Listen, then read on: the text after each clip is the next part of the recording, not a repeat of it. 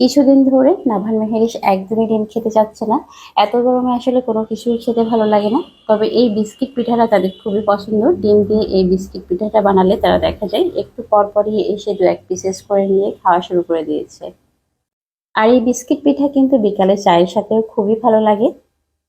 আর এখন দিনের সময়টা যেহেতু অনেক বড়, দিনের বেলা আমাদের বড়দেরও কিন্তু একটু পর পর ক্ষুধা লাগে।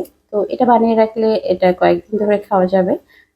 বিস্কিট পিঠা বানানোর জন্য আমি প্রথমে এখানে ২টা ডিম নিয়েছি। আপনারা একটা ডিম দিয়েও বানাতে পারবেন। বেশি করে বানিয়ে রাখতে চাইলে সেটাও করতে পারবেন। ২টা ডিমের জন্য এখানে ১ কাপ চিনি দিয়েছি। চিনি আর ডিমটা খুব ভালোভাবে কিছু সময় ধরে একটু বিট করে নিব। দিয়ে দিচ্ছি ১ চা চামচের মতো লবণ। লবণের পরিমাণটা একটু কম করে দিবেন। খুব বেশি করে দেওয়ার দরকার নেই। যদি প্রয়োজন পড়ে পরবর্তী সময়ে আরেকটু এড করে দিতে পারবেন। ১ চা চামচের মতো কালো জিরা ব্যবহার করছি। এই সবকিছু এখন একটু ভালো করে মিক্স করে নিয়েছি। দিয়ে দিচ্ছি ২ কাপ মতো ময়দা। আমার এখানে ২টা ডিমের জন্য ২ কাপ ময়দাই লাগবে। আর দিয়ে দিলাম গুঁড়া দুধ আর বেকিং পাউডার। এই গুঁড়া দুধ আর বেকিং পাউডার আপনাদের হাতের কাছে যদি না থাকে স্কিপ করবেন, কোনো সমস্যা নেই। বেকিং পাউডার না দিলেও বিস্কিটটা ফুলবে, যেহেতু এখানে ডিম দেওয়া হয়েছে। আর গুঁড়া দুধটা দিলে বিস্কিটটা একটু মজা হবে, কিন্তু গুঁড়া দুধটা দিলে একটা সমস্যা হয়, ভাজার সময় একটু বেশি লাল হয়ে যায়, এই আর কি। তবে খেতে ভালো লাগে।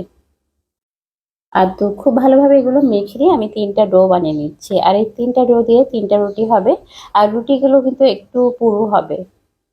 ডোটা অবশ্যই সফট হতে হবে, তা না হলে কিন্তু এরকম রুটি বেলা যাবে না। তো একটু সফট করে ডোটা বানাতে হবে। এখন একটা ছোট যে পানি খাওয়ার গ্লাস আছে বাচ্চাদের, সেই গ্লাস দিয়ে আমি এটা কেটে কেটে নিচ্ছি। তবে আপনাদের হাতের কাছে যদি কোনো কাটার থাকে, পিঠা কাটার, সেগুলো দিয়ে বিভিন্ন শেপ করে নিতে পারবেন। এখন আমি পিঠাগুলো এক এক করে সব ভেজে নিব। আগে থেকে তেলটা খুব ভালো করে গরম করে নিয়েছি। তারপরে আমি চুলার আঁচটা মিডিয়াম করে দিয়ে পিঠাগুলো ভেজে দিচ্ছি। চুলার হিটটা কিন্তু অবশ্যই মিডিয়াম রাখতে হবে। হাই হিটে থাকলে পিঠাগুলো পুড়ে যাবে এবং ভেতর থেকে কিন্তু কাঁচা থেকে যাবে। এই বিষয়টা অবশ্যই মাথায় রাখবেন। আর মিডিয়ামে, লো থেকে মিডিয়ামে রেখে এগুলোকে খুব ভালোভাবে ভেজে নিতে হবে এপিট ওপিট করে।